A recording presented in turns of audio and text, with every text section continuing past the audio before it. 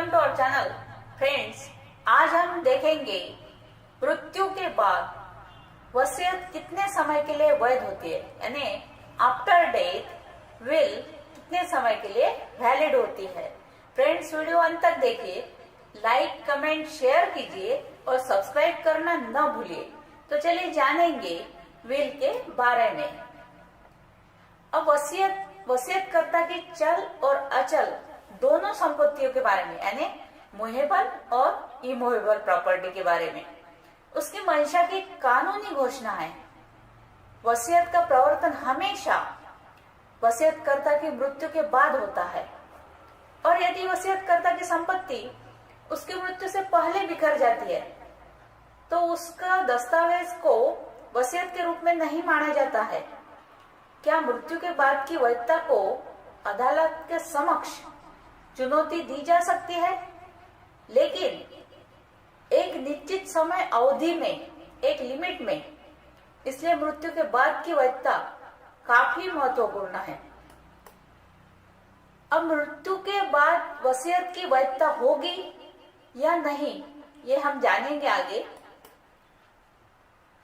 वसीयतकर्ता की मृत्यु के बाद एक वसीयत लागू की जानी है। अब वसीयत का मूल उद्देश्य वसीयतकर्ता की वसीयत को उसके प्रॉपर्टी और अन्य कोई संपत्तियों के संबंध में लागू करना है। एक वसीयतकर्ता की मृत्यु के बाद वसीयत की वैधता को चुनौती दी जा सकती है। सामान्य भाषा में कहे तो वसीयत वैध है, चाहे वो पंजीकृत हो यानी रजिस्टर्ड हो या अपंजीकृत हो। अब वसीयत के प्रभावी होने की कोई समय सीमा नहीं है, यानी कोई लिमिटेशन नहीं है। वसीयतकर्ता की मृत्यु से 12 वर्ष तक वसीयत को चुनौती दी जा सकती है, यानी 12 इयर्स तक चैलेंज की जा सकती है।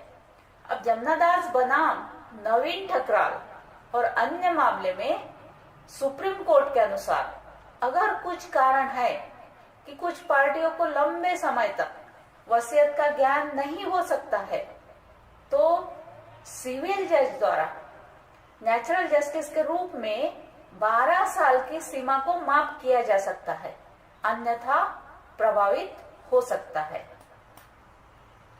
अब वसीयत कितने साल के लिए वैध होती है, वैलिड होती है, चलिए जानेंगे। वसीयतकर्ता की मृत्यु के बाद एक वसीयत वैध होती है और इसके प्रवर्तन पर कोई रोक नहीं होती है, लेकिन वसीयत को चुनौती देने की समय अवधि यानी लिमिटेशन सिर्फ 12 साल है। और अगर कोई व्यक्ति 12 साल बाद इसे चुनौती देना चाहता है तो उसे देरी का कारण बताना होगा, यानी क्यों डिले हुआ है उनको, वो डिले का कारण रीजनेबल रीजन देना होगा। एक बार वसीयत की सामग्री को पूरा करने के बाद वसीयत को निष्पादित माना जाता है। भारतीय कानून में वसीयत के लिए समय सीमा की यानी लिमिटेशन की अवधि के संबंध में कोई विशिष्ट कानून नहीं है। एक बार 12 साल की अवधि बीत जाने के बाद वसीयत को स्थायी कहा जाता है। तो हम कह सकते हैं कोई वसीयत कितने साल तक वैध है और यह लाभार्थी के जीवन भर के लिए वैध है। इसे किसी भी समय सीमा लागू किया जा सकता है, किसी भी समय लागू किया जा सकता है, इसकी कोई सीमा नहीं है।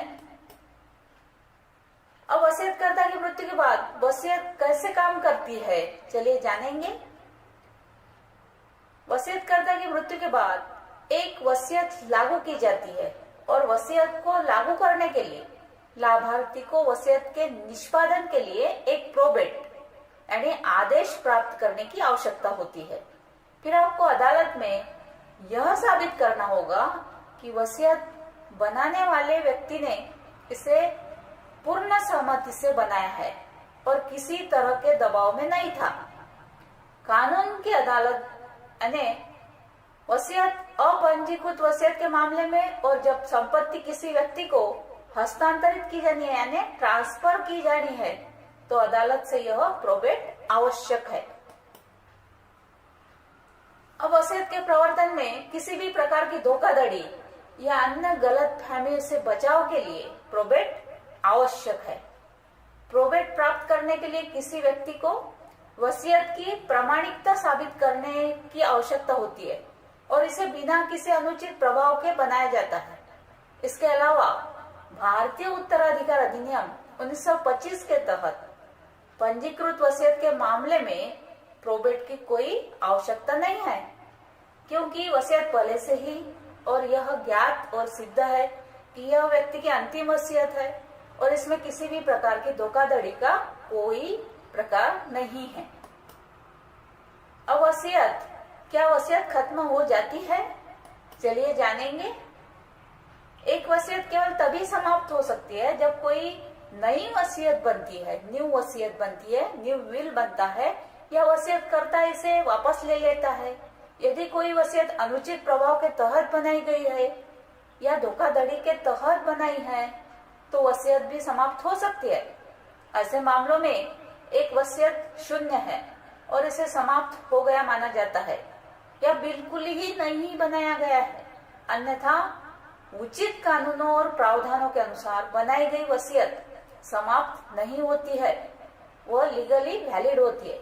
इसलिए हम कह सकते हैं कि जब तक इसे निष्पादक द्वारा स्वयं या वसीयत की विषय वस्तु द्वारा निरस्त नहीं किया जाता, लाभार्थी के पास जाने से पहले अपना अस्तित्व खो दिया जाता है या कानून की अदालत इसे अवैध, शून्य और अप्रवर्तनीय घोषित कर देती है। सो फ्रेंड्स, ये थी वसीयत के बारे में जानकारी। Thank you.